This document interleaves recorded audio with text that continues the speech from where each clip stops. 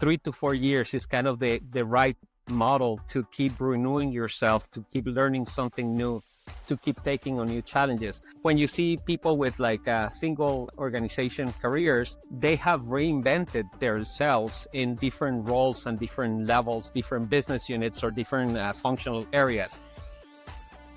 Welcome to That Pivotal Moment of Change, the podcast about the career stories that shape who we become. Wins, stumbles, tough calls. We get into all of it. If you're ready to grow, level up, or take a bold leap, you're in the right place. Quick ask, if you're getting value from the show, hit follow. It helps us grow and lets us know what's working. Today we speak with Jose Coronado. Good morning, Jose. Welcome to the podcast. Good morning, Ryan. Thank you for the invitation. Really excited to be here with you. I'm excited to have you here. Also, really looking forward to speaking with you today. Can you talk about your background and how you got into operations and strategy work? Yeah, sure. Thank you. That's a good way to set the stage for this conversation. My background is in industrial design, both in undergrad and grad school. However, very early in my career, I went into software design, digital design, rather than hardware design. And my background is in enterprise technology, management consulting, and financial services, and also retail. But basically, that's been the path of my career.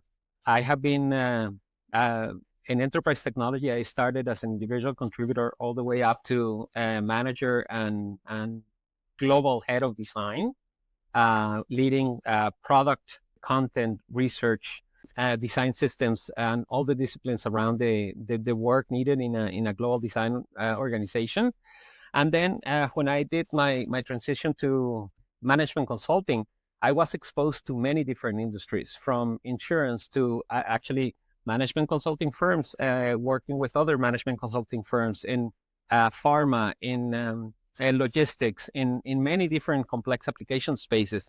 And that basically opened the door for the call that I got from a good friend of mine in financial services. And he said, Jose, would you be open to building a design operations team from the ground up? And I go like, absolutely. I have not done that before, but I have been doing design operations to a large extent as a global head of design. So it was a new challenge. It was a new perspective, and I never looked back. And then I have done that through at least 3 different organizations with three different contexts. Talking about building teams, could you talk a little bit about what your approach has been to building teams and any insights that you've learned along the way that could help others? Sure. I think it's all a matter of context. So depending on the context and the needs of the particular organization, you make emphasis on different areas.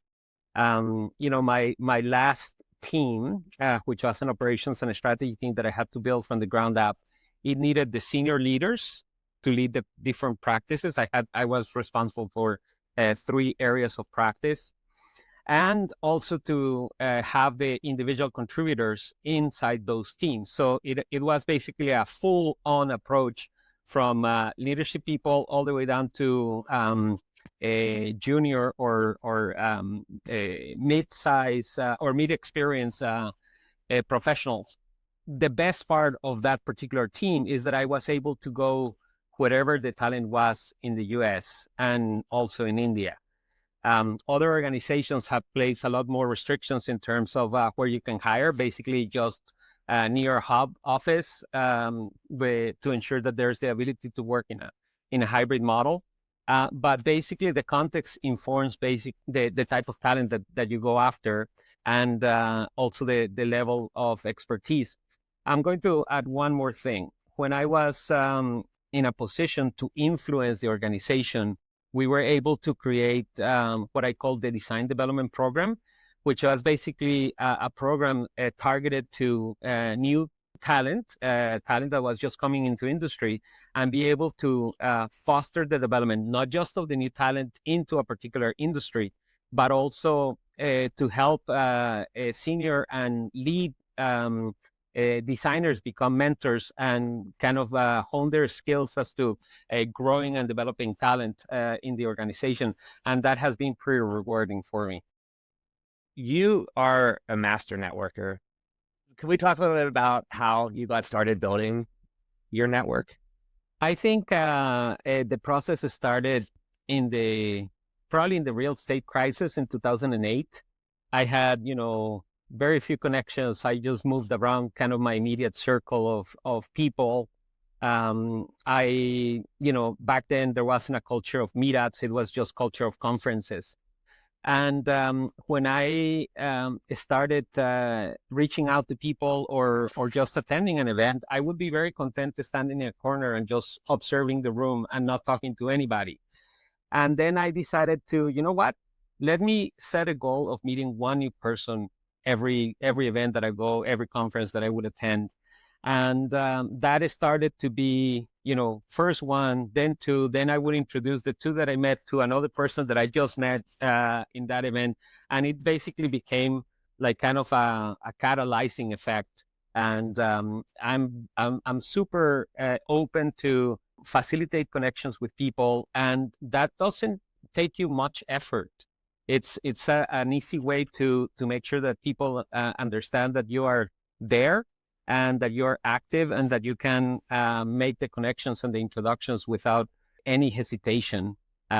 Basically making deposits in your network, nurturing your network, which is super important for me. I really like that. And I like how you kind of thought about that in terms of just starting off observing. I think I've been in a similar space myself, but I really like how you talked about it's a goal of meet one person. I just think that way of thinking is just great in terms of it's giving you the confidence to go and do that once, which is like going to give you the confidence to go and do it again. You do a lot of speaking. You do a great job with speaking. You're putting a lot of great content out there. What got you from that point of, okay, I'm just going to conferences now and going to try to meet people to, I want to get on a stage and speak? Well, I have always been pursuing that opportunity.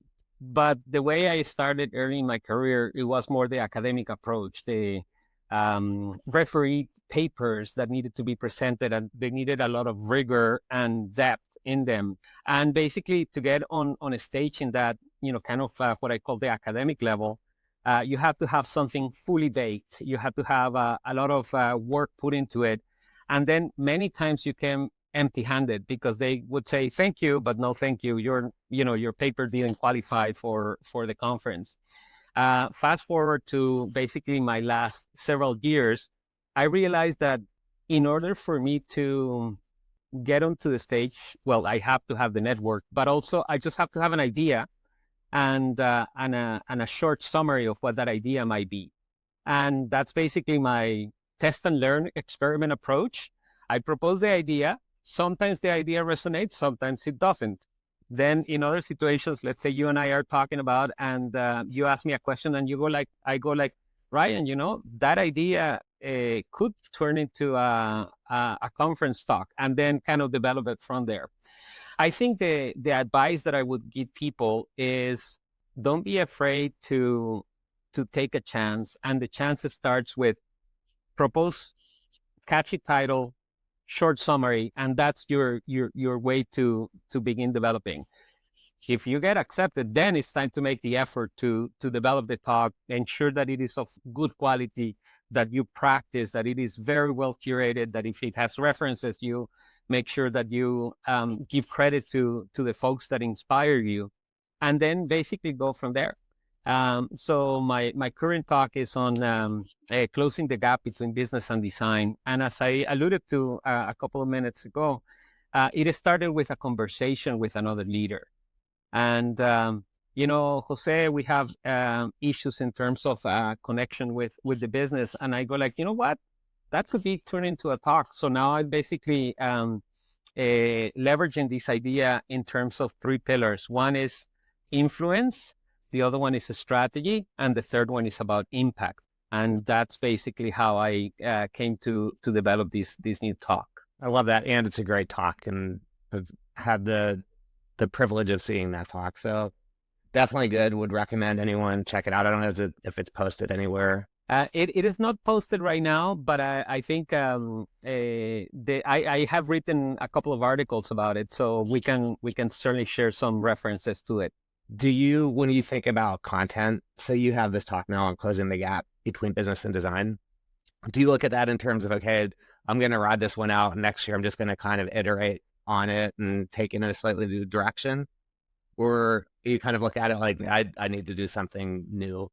Well, I think ideally you would have new content. Right now, basically, I have about 4 talks that I could take on the circuit. One is focused on design operations, and I call it from zero to hero. So I started from the ground up to like delivering impact and creating good relationships.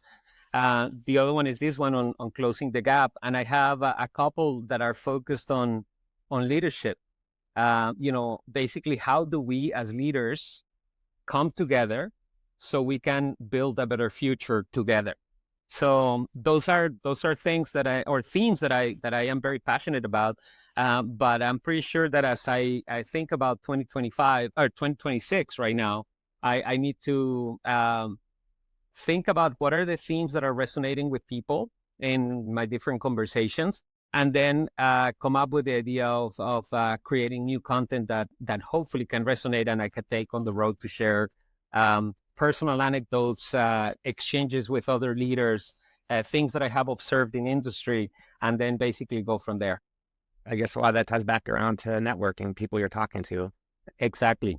What are some key lessons you have learned throughout your career? I'm going to share an anecdote that at the time it was a little bit negative, but it kind of turned into a positive lesson going forward. Early in my career as a manager, my boss called me the professor, but it wasn't in a nice way. It was in a critical way. Basically, my process and my approach to things was very black or white. It has to be very strict, following the process, doing all the research, having all the pieces together of, let's call it the perfect design process or the perfect product development process. And I very quickly realized after first initially taking the feedback as a negative point, a criticism that I took very hard, to realizing it doesn't matter in what type of environment you're in, whether it's enterprise, management consulting, financial services, any industry. And now with the advent of new technologies that allow us to do things even faster, the moment your process is not flexible, you're hurting yourself and you're hurting the ability of the team to create impact. So flexibility was kind of the huge lesson that I came from that moment in time. And I realized that the process doesn't have to be perfect. You don't have to do all the things. You just need to do enough to make sure that you are creating an informed solution in collaboration with your partners. So I think that's one lesson that I would share. I think another lesson is don't be afraid of trying something new. So I have been leading global design teams, research, product, content, design systems, and everything else. And then when somebody asked me, Jose, would you like to build a design operations practice from the ground up? I have never done that formally. I have done it as part of my job, or I had a person in my team that would do the portfolio management, or my chief of staff as a part-time role. But I have never created a team of that nature from the ground up. And I said, sure, I'll do it. And I basically applied my knowledge and my background, but also I learned as I went. And one of the things that I did in that particular instance, I actually hired a person that had built a design operations practice in another organization.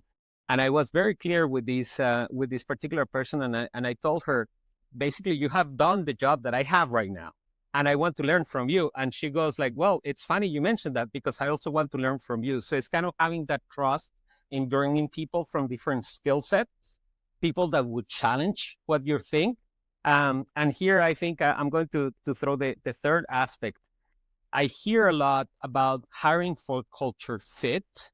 I rather say hire for culture complement. You complement the culture rather than fit in the culture. If you fit in the culture, you may end up hiring a lot of, I'm going to throw a matrix analogy. You're going to hire a lot of John Smiths, people that look like you, that behave like you. But if you hire for culture add, you will bring people from different perspectives, different industries, different backgrounds, different levels of experience.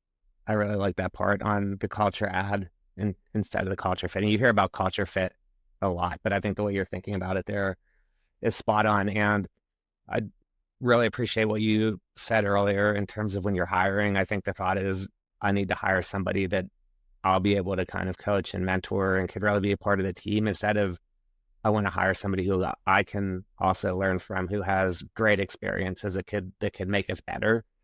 I just think it's just, kind of removing ego from that equation and opening yourself up to really learn and work with other people, even if they report directly to you. So very cool to hear.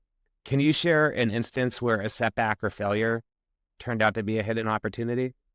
That's a good one. I think my first year building that design operations practice from the ground up, I had a team of two. So myself and another person that was a part of my team.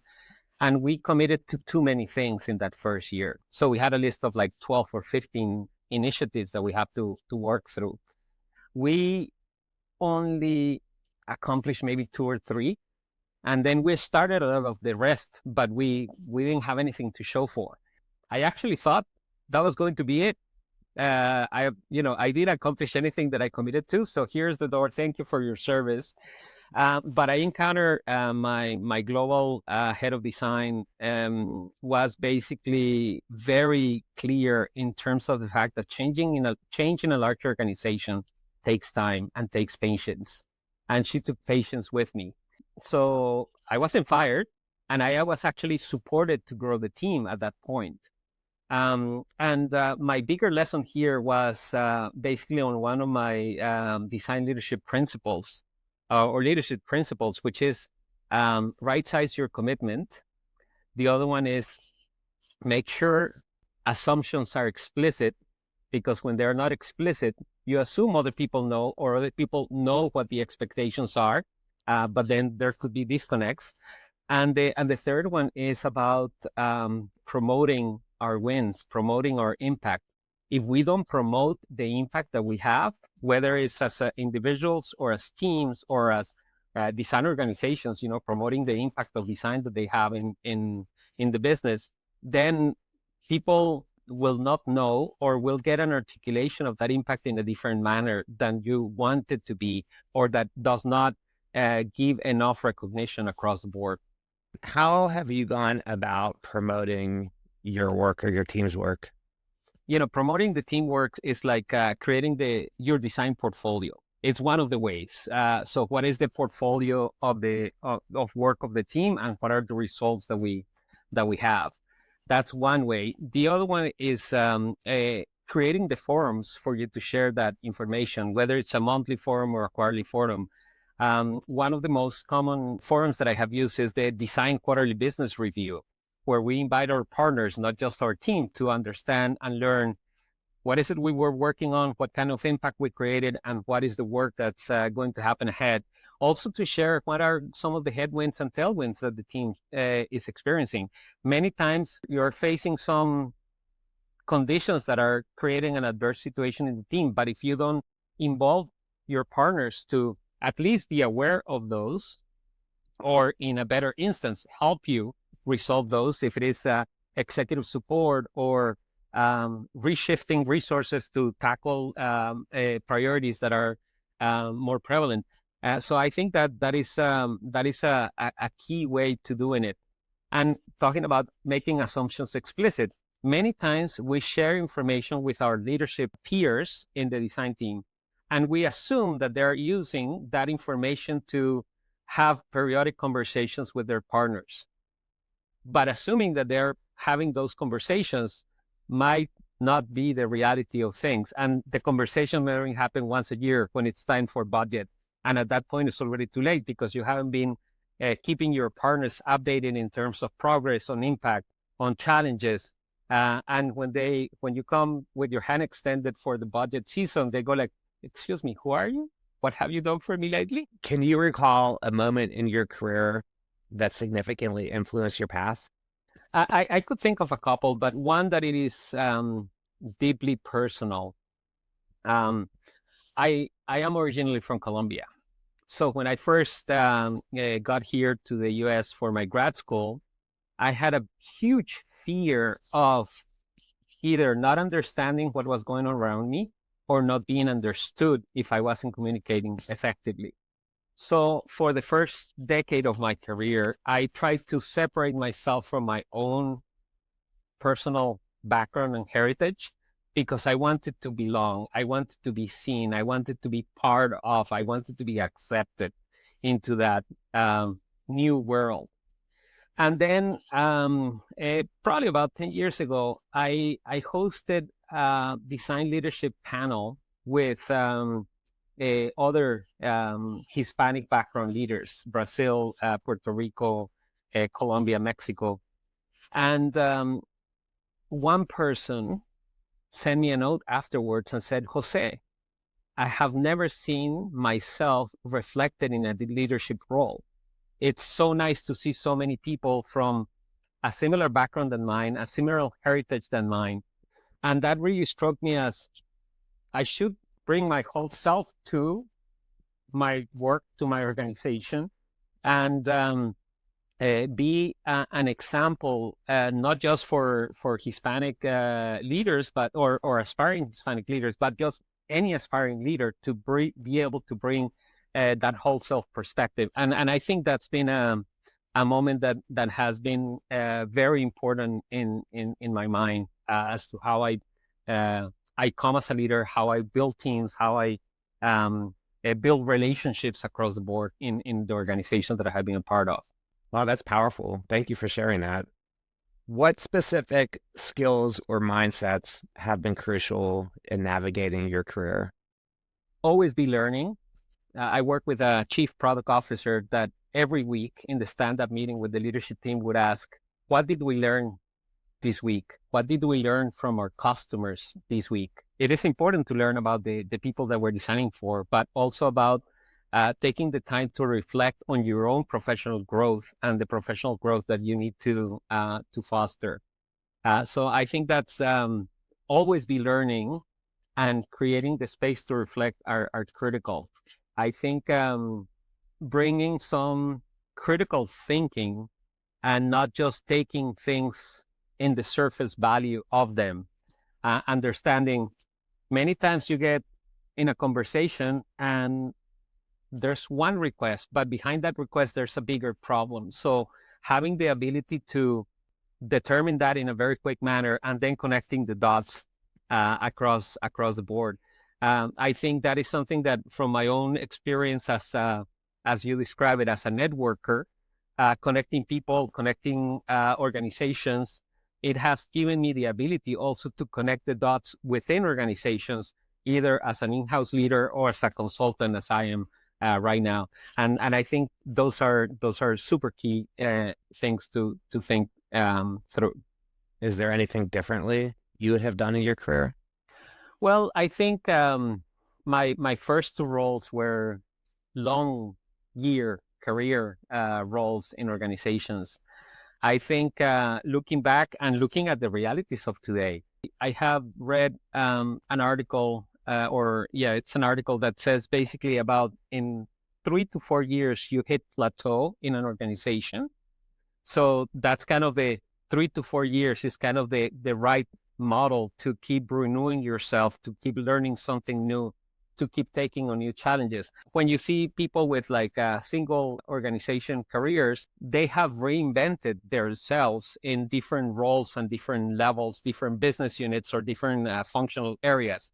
So that's kind of the cycle that we need to think about. And then when you look at the new generation, they're like 2 years in a role and then they jump to the next role for different motivations, for different challenges, for different perspectives.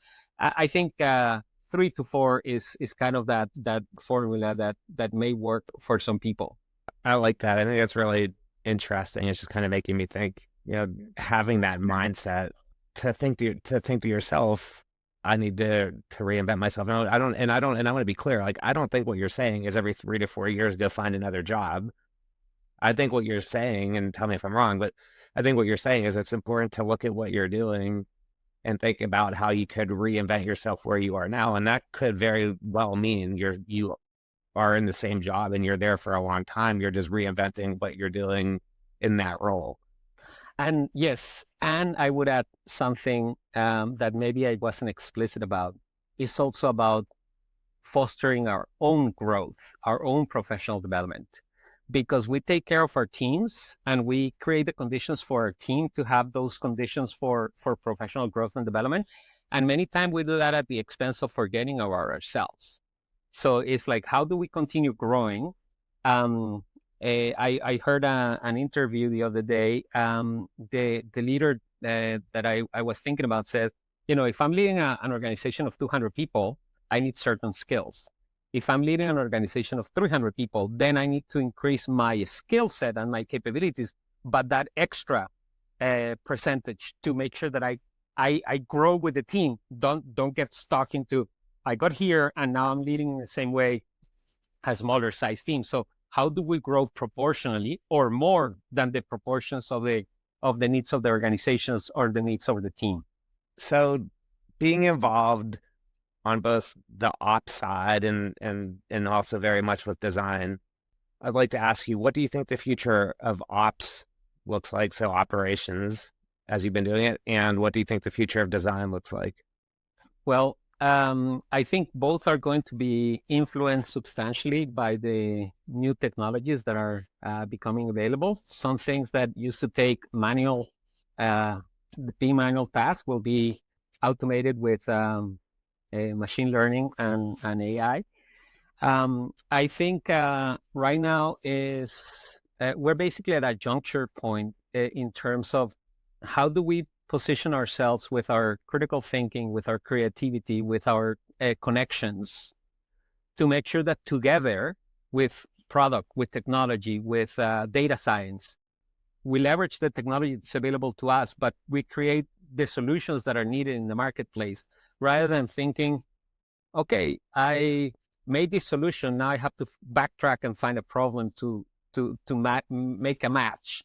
It's like, how do we leverage the information and technology that we have today available to us that is making things faster and in theory more efficient, but in the service of the problems and the context in which we are working on and we're getting involved in. Who have been your most significant mentors or influencers, and what lessons did you learn from those people? I think one of the most significant relationships was with my advisor in grad school. So I'm dating back to my formal education perspective. But if you think about, and I'm going to explain very quickly, the educational system in a place like I come from in Colombia is very prescriptive. You have to follow these steps, and then you are able to complete all your requirements and graduate. In the US, you can go into undeclared or general studies and then choose your path. So I didn't know that until I came here. And the first question I asked my advisor was, what do I need to do? And he asked me back, Jose, what do you want to do? And I was like a deer in the headlight. Nobody has ever asked me that in terms of defining my educational path. And that's when I basically started doing what I was doing in Colombia: furniture, packaging, and then consumer products. And then when I did consumer product or consumer electronics, that's when I discovered my path was in software design or digital design instead of hardware product design. But it was because of that question that my advisor asked me, what do you want to do? So let's take the time to reflect a little bit, maybe once or twice a year, and think, okay, what do I want to do next? Where do I need to grow? What do I need to learn?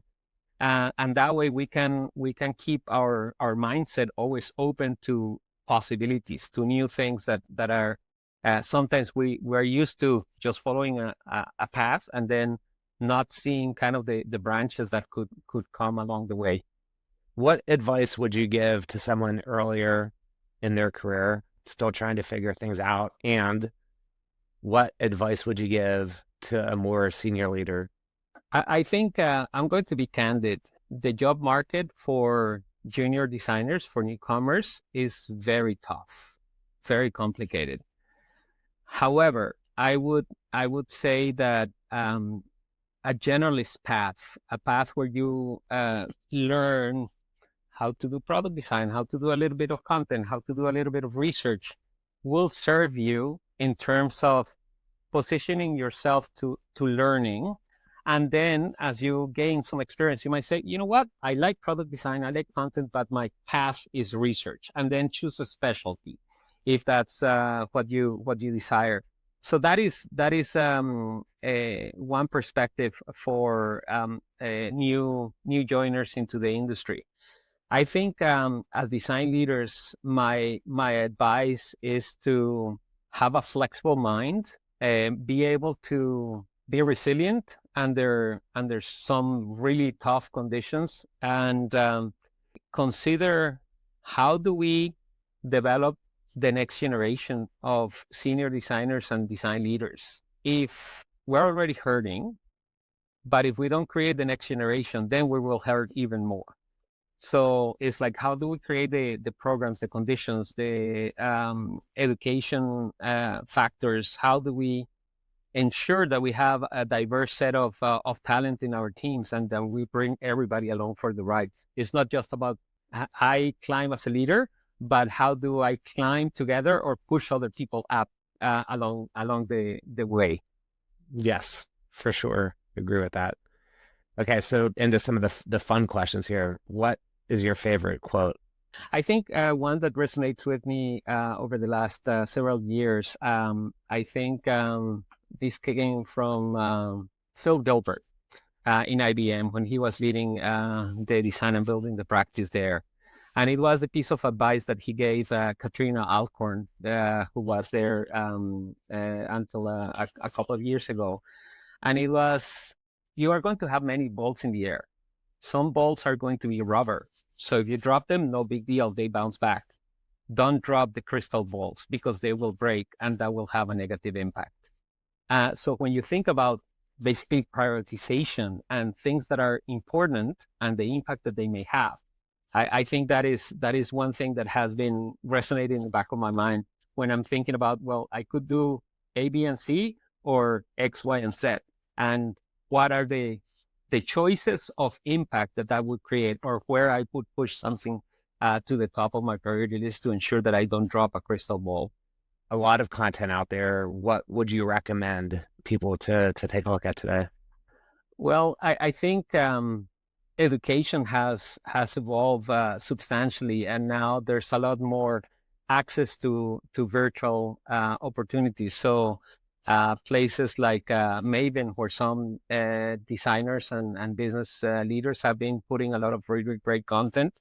I think access to podcasts like this one is a fantastic way to learn from others, or at least understand what others have gone through, that maybe one or two things resonate with you. And if you're able, I think just attending meetups, local meetups or conferences. I think we're missing since the pandemic a lot of the people connection, and that is something that we need to keep always fresh.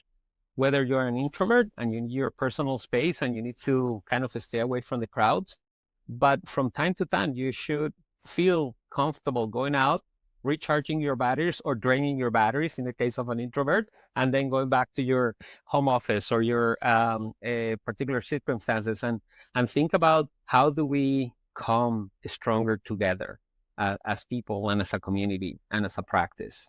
Yeah, and I mean, one thing you said there, which is so simple and true, is the local meetup scene. And I'm not just saying that from the perspective of somebody who runs meetups, but they're out there, they're typically free, and it's just a great opportunity to get out there in the community and meet other people. And going back to your point, okay, just be hanging out on the side and then make that goal of talking to someone, and you never know how that one conversation or that piece of content you picked up there is going to have an impact on you later on. It's a great opportunity for learning what others are doing. Maybe they have a similar problem that you have and they broke through it, or they have some lessons learned that they could share with you. Or maybe you are the one who should be putting yourself out there and proposing a talk about the lessons learned, the anecdotes, the particular conditions of your situation that others can learn from. Absolutely. It's a great way to test the waters on content, or how do I feel just standing up here and doing it. That's for sure. Where can people find you? I'm very active in LinkedIn, so I think that's the easiest way to find me. I was active in Twitter, not so much anymore. Jose, thank you so much for taking the time to be here today. Really appreciate the conversation. Look forward to getting this episode out there. Thank you, Ryan. I really appreciate the conversation. We covered a lot of ground. I hope that the audience gets the chance to find a couple of golden nuggets that they can apply that resonates with them, and then they can share and leverage in their own professional growth and practice. No doubt that they will. Thanks a lot, Jose. Thank you. Hey, thanks for listening. If you enjoyed our content today, please like, subscribe, and comment below. We'd love to hear from you. Until next time.